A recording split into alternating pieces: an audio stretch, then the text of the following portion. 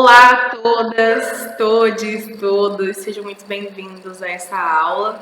Eu sou a professora Valéria Martins, formada em Ciências Sociais, atuo na rede básica como professora de Sociologia e hoje eu estou aqui para a gente dialogar um pouquinho sobre racismo, né? Trazer alguns conceitos dessa teoria, entender um pouquinho o que é isso e como é que se apresenta no nosso dia a dia, principalmente nas nossas salas de aula, né? Espero que seja muito proveitoso.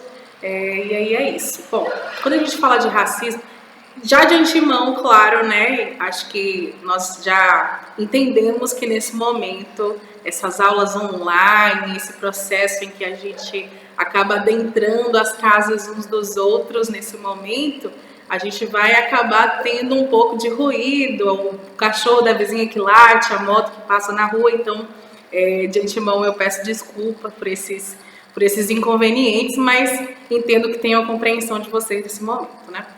Bom, a gente vai trabalhar com alguns conceitos, tá? A ideia não é esgotar o conteúdo, não é esgotar a discussão aqui nesse vídeo, nessa aula, até porque é uma discussão que dá muito pano para manga, tem muitas questões aí que a gente precisa analisar, várias intersecções que vão ser colocadas, né, estão postas junto com o racismo para a gente poder pensar, porque são questões muito delicadas e muito presentes no nosso dia a dia mesmo, né? Então a gente precisa se debruçar sobre elas com bastante atenção e com mais tempo. Então a intenção não é esgotar isso, na verdade é levantar mesmo o debate, trazer alguns conceitos, alguns apontamentos que a gente considera interessante, né, para iniciar, dar esse pontapé aí sobre a temática e instigar vocês também a procurar, a saber mais sobre o conteúdo, sobre o assunto, né, até porque a gente está falando sobre a gente mesmo, né.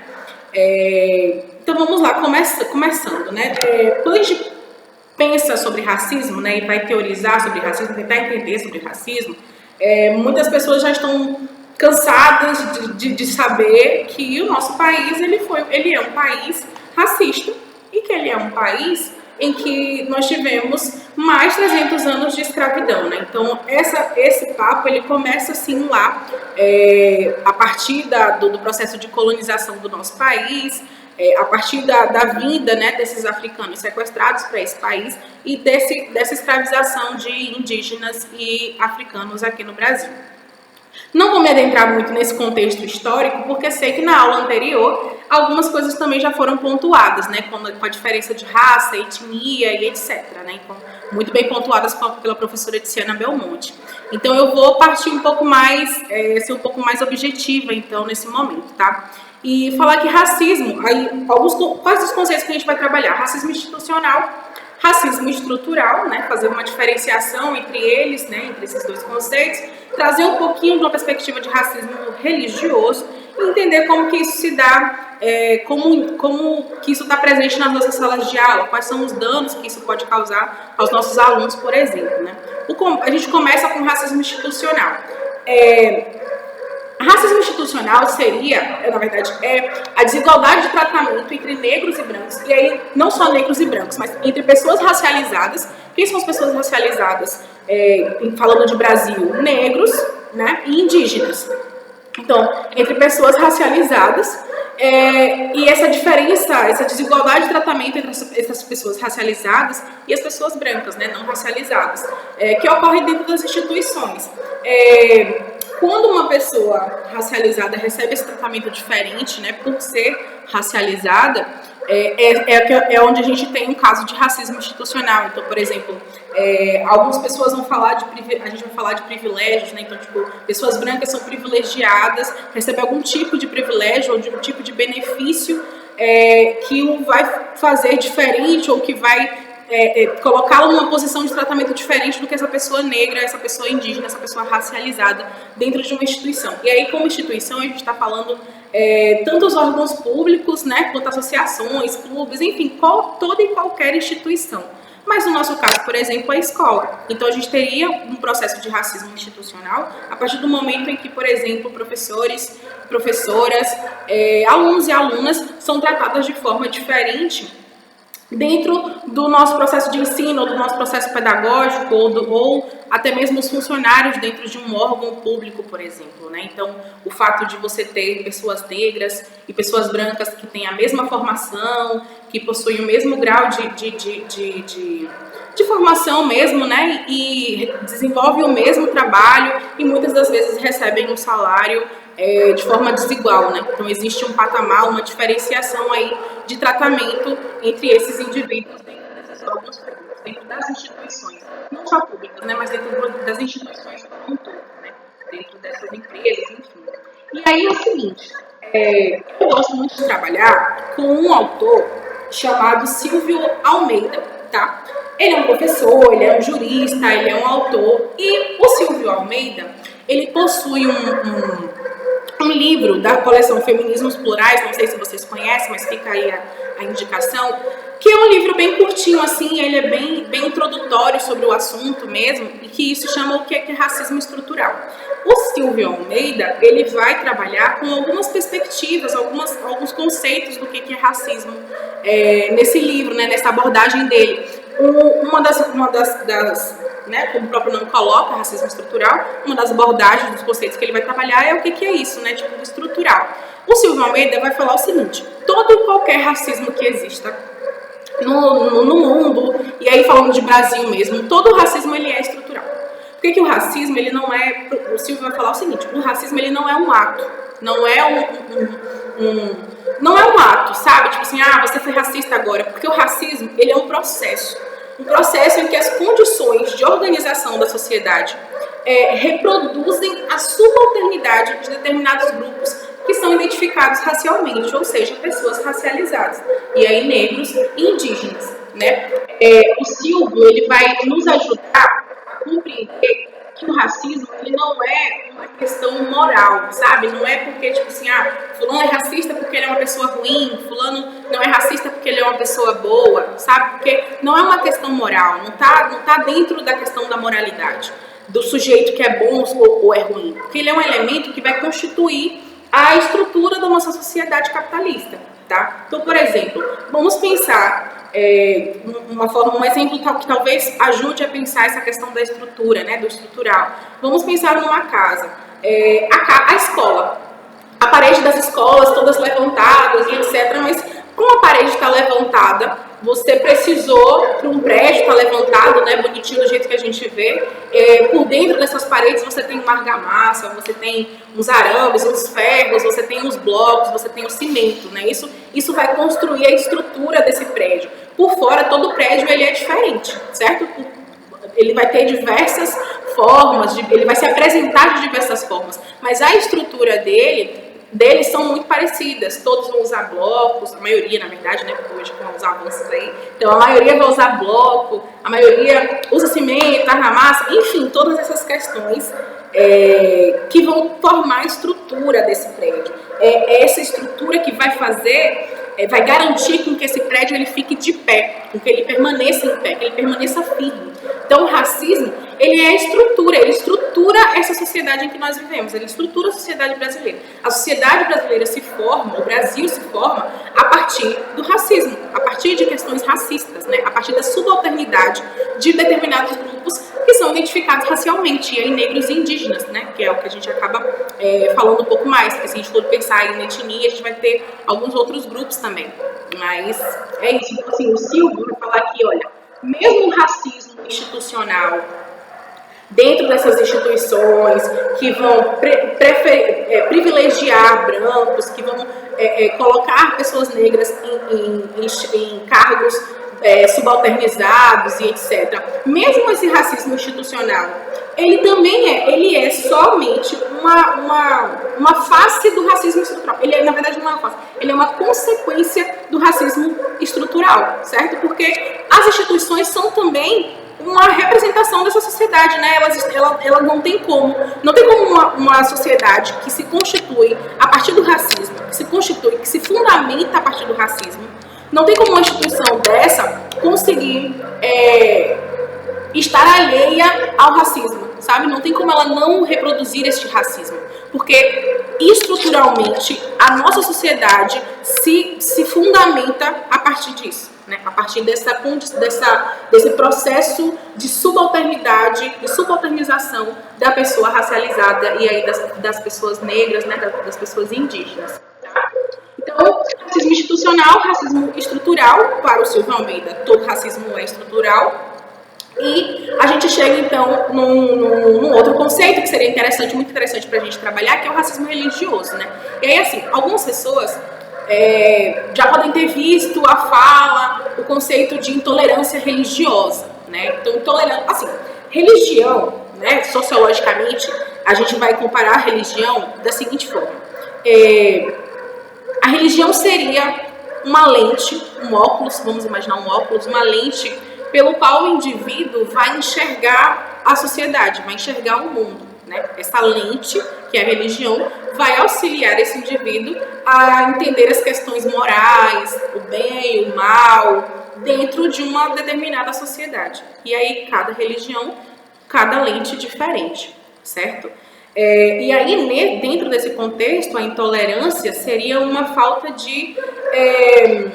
uma não aceitação dessa condição ou dessa religião, dessa condição religiosa, dessa religião, né? Uma não aceitação de que esse indivíduo expresse essa sua religião, né? Então, eu sou intolerante, eu não tolero, eu não aceito, né? Os movimentos negros, quando a gente vai falar de intolerância religiosa e racismo, os movimentos negros vão nos alertar, vão nos ajudar a compreender que intolerância é um conceito incompleto, é um conceito que não dá conta de falar sobre o que acontece com as religiões de matriz africana, por exemplo.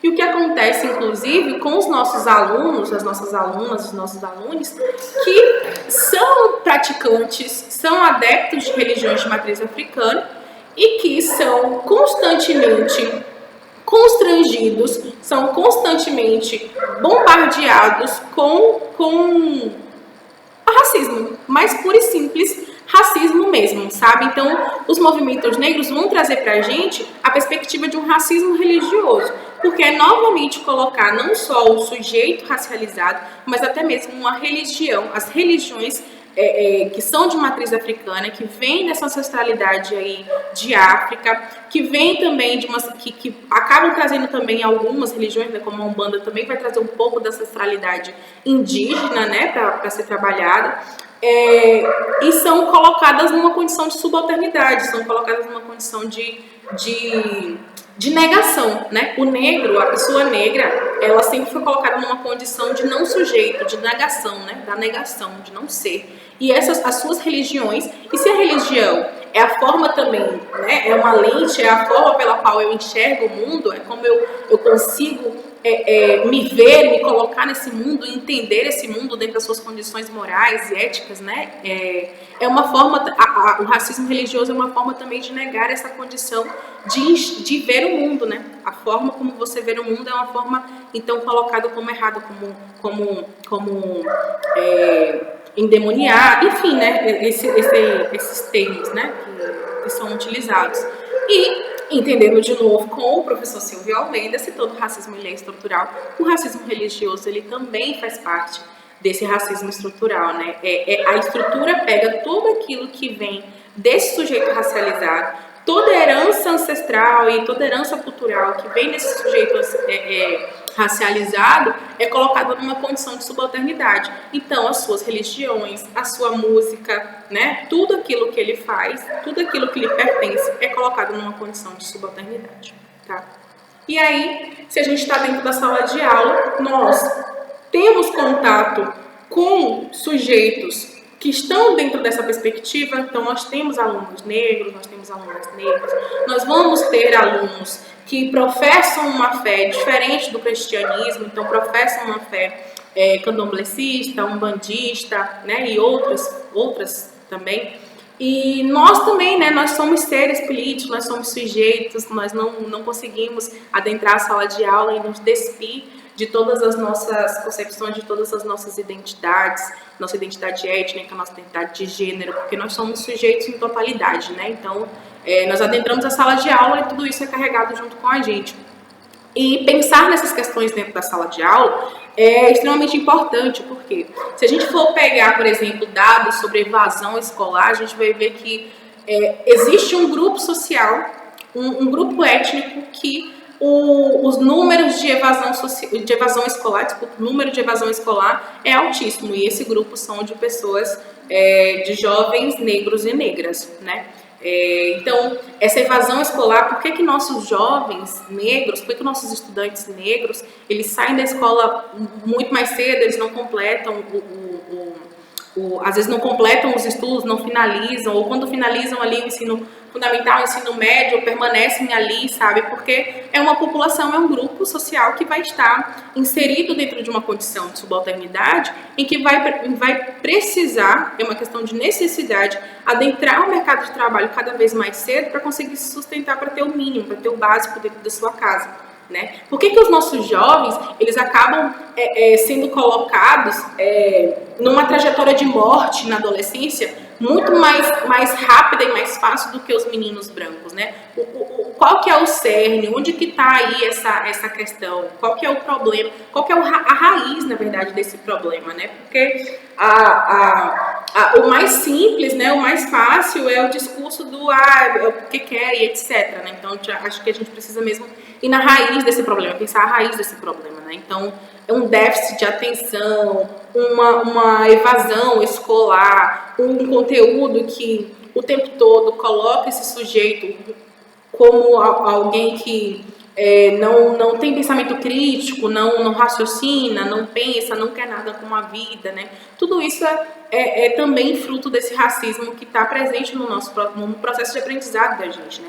Pensem aí, pessoas negras, pessoas racializadas, como que vocês aprenderam, por exemplo, sobre racismo ou sobre a escravidão no Brasil e população africana, né? Como que esse material ele foi trabalhado, como que esse conteúdo foi trabalhado com vocês, na condição de alunos, e como vocês trabalham esse conteúdo na condição de professores, né? Como que isso toca, como é que isso chega, as brincadeirinhas que muita gente fala assim, mas é brincadeirinha, é mimimi, etc., mas que na verdade é uma violência simbólica, né? Porque os nossos adolescentes, os nossos alunos, eles estão numa fase em que é necessário a urgência de se sentir parte, a urgência de se sentir ali naquele meio, né, como parte daquele grupo. Então, uma brincadeirinha muitas vezes não vai ser colocada como algo ruim, porque se ele nega aquilo ali, ele vai começar a ser excluído e etc, né? Então, até que ponto nós, professores, estamos de olhos abertos para entender que essas coisinhas minúsculas, que parecem pequenininhas, fazem parte, sim, dessa estrutura racista em que estamos inseridos, né? Então é isso, gente. Acho que para iniciar, né, essa conversa, para iniciar esse debate, penso que alguns caminhos foram apontados, né, para a gente poder compreender, e é isso, é um assunto um debate que não se esgota. E aí eu queria saber de vocês, deixa aqui nos comentários para poder ver também depois um pouco o que vocês acharam, se vocês conseguem identificar outros processos, outros danos, né, causados pelo racismo no processo de aprendizado dos nossos alunos, das nossas alunas, dos nossos estudantes como um todo. Eu vou gostar muito de ver e espero que tenha sido interessante. E é isso. Muito obrigada.